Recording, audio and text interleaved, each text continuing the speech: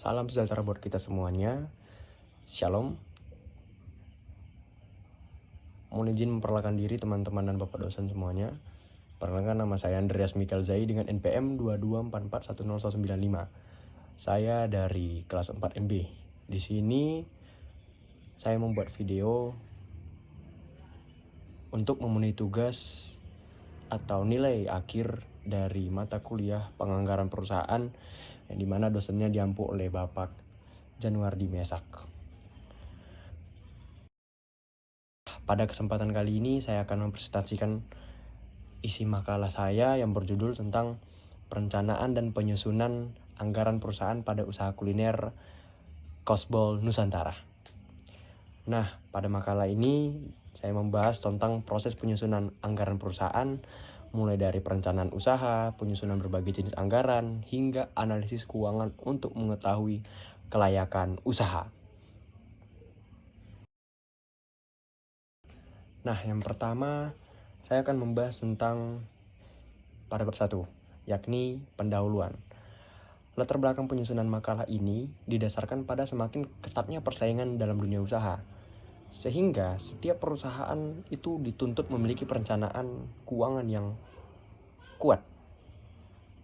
Salah satu instrumen penting dalam proses tersebut adalah anggaran perusahaan seperti judul saya nih dan judul mata kuliah kita, yaitu rencana keuangan yang disusun untuk memperkirakan pendapatan, biaya, serta kebutuhan operasional sebagai dasar pengendalian dan pengambilan keputusan. Dalam makalah ini, dipilih usaha Resbol Kosbol Nusantara sebagai studi kasus karena memiliki potensi pasar yang sangat besar, khususnya di kalangan mahasiswa dan pekerja muda. Oleh sebab itu, penyusunan anggaran diperlukan agar perusahaan mampu mengelola biaya, menetapkan target produksi, menentukan harga jual, serta memproyeksikan laba secara lebih terarah. Berdasarkan hal tersebut, makalah ini bertujuan menerapkan konsep penganggaran melalui penyusunan berbagai jenis anggaran dan analisis keuangan untuk menilai kelayakan usaha. Selain itu, makalah ini diharapkan dapat memberikan pemahaman mengenai pentingnya anggaran sebagai alat perencanaan, pengendalian, dan evaluasi kinerja perusahaan. Nah, selanjutnya pada bab 2 di sini saya membahas tentang profil perusahaan, yakni yang terdiri dari profil produk, strategi yang diterapkan, serta target pasar dari usaha untuk Kosbol Nusantara ini. Nah, Kosbol Nusantara ini adalah usaha yang bergerak di bidang kuliner dengan produk utama berupa resbol. Usaha ini didirikan untuk menyediakan makanan yang praktis, lezat, dan terjangkau, terutama bagi anak kos atau mahasiswa, lalu pekerja muda, dan masyarakat yang memiliki aktivitas padat. Dalam menjalankan usahanya, Kosbol menerapkan penyusunan anggaran sebagai dasar untuk mengendalikan biaya produksi, menentukan harga jual, serta memperoleh keuntungan yang optimal. Produk yang ditawarkan terdiri dari 4 varian. Yang pertama, ayam crispy original, ayam teriyaki, ayam sambal mata, dan ayam black pepper. Setiap porsi itu memiliki berat sekitar 350 gram dan dijual dengan harga Rp22.000 aja. Dan produk ini menggunakan bahan-bahan yang berkualitas seperti nasi, ayam fillet, tepung crispy, bumbu, saus, dan dikemas menggunakan wadah food grade sehingga aman dan praktis untuk dikonsumsi. Nah, keunggulan utama dari Kosbol ini terletak pada harganya yang terjangkau, pilihan menu yang beragam, porsi yang mengenyangkan, serta konsep makanan praktis yang sesuai dengan kebutuhan masyarakat saat ini. Demi apa? Untuk menjaga kualitas produk, yakni perusahaan melakukan perencanaan kebutuhan bahan baku, pengendalian kualitas, efisiensi biaya produk, serta menerapkan sistem produksi berdasarkan perkiraan permintaan agar produk tetap segar dan meminimalisir risiko kerugian. Dan pada strategi pemasarannya yang saya lakukan, Kosbol ini menerapkan konsep 4P, yaitu menaruhkan produk berkualitas dengan harga yang sesuai, memasarkan produk di sekitar kampus, kawasan kos, serta melalui media sosial dan layanan pesan antar. Promosi juga dilakukan melalui Instagram, TikTok, pemberian diskon, paket hemat, dan kerjasama dengan komunitas mahasiswa. Oleh karena itu, target pasar utama usaha ini adalah mahasiswa, anak kos, pekerja muda, dan masyarakat umum, khususnya yang berada di lingkungan kampus dan area perkantoran.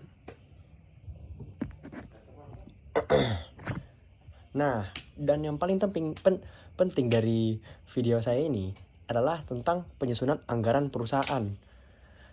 Di sini saya akan membahasnya. Penyusunan anggaran ini diawali dengan menetapkan beberapa asumsi dasar, yaitu periode anggaran selama 1 tahun, hari operasional itu sebanyak 26 hari setiap bulan.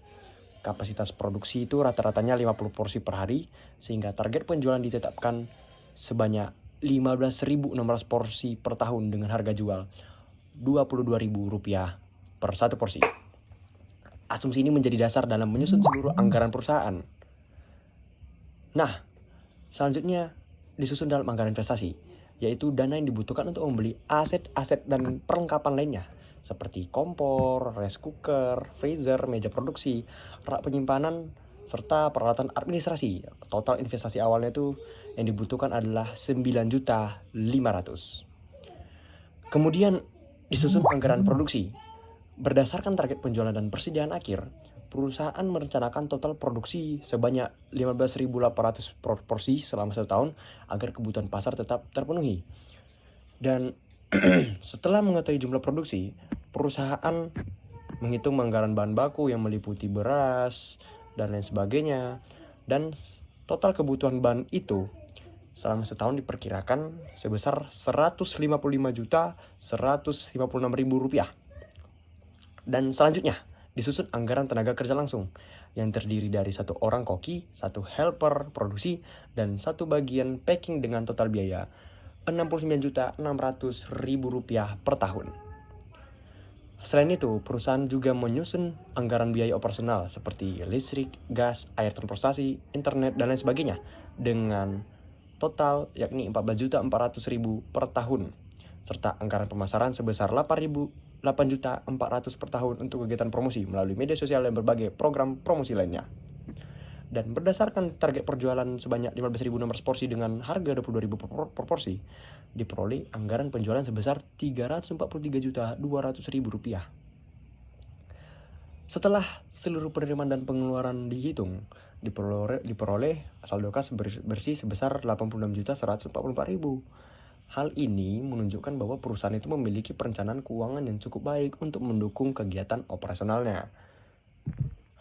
Nah, selanjutnya, pada makalah saya ini juga membahas tentang proyeksi keuntungan dan analisis keuangannya.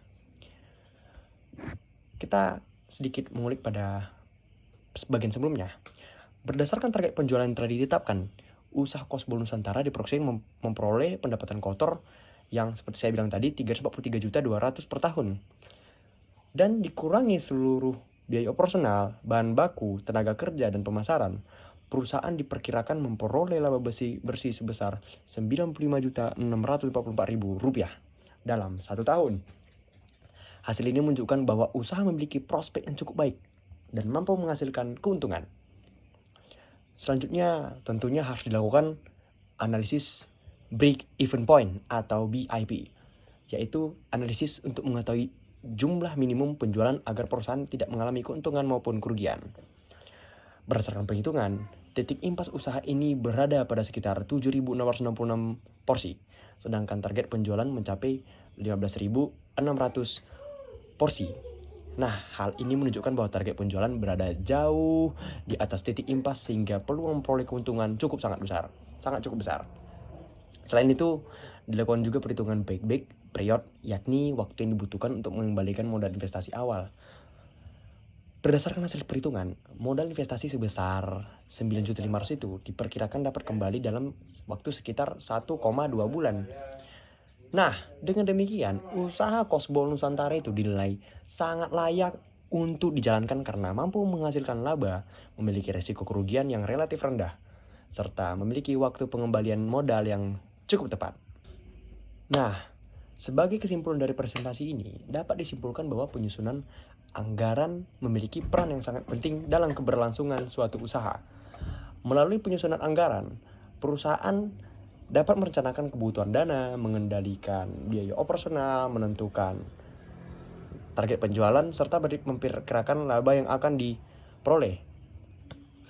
Berdasarkan hasil analisis telah dilakukan, usaha Kosbol Nusantara menunjukkan prospek yang baik karena mampu menghasilkan laba, memiliki target penjualan yang berada di atas titik impas atau BEP, yakni break even point, serta memiliki waktu pengembalian modal yang relatif singkat. Oleh karena itu, usaha ini dinilai layak untuk mengendalikan biaya dan terus meningkatkan strategi pemasaran agar target penjualan dapat tercapai secara konsisten.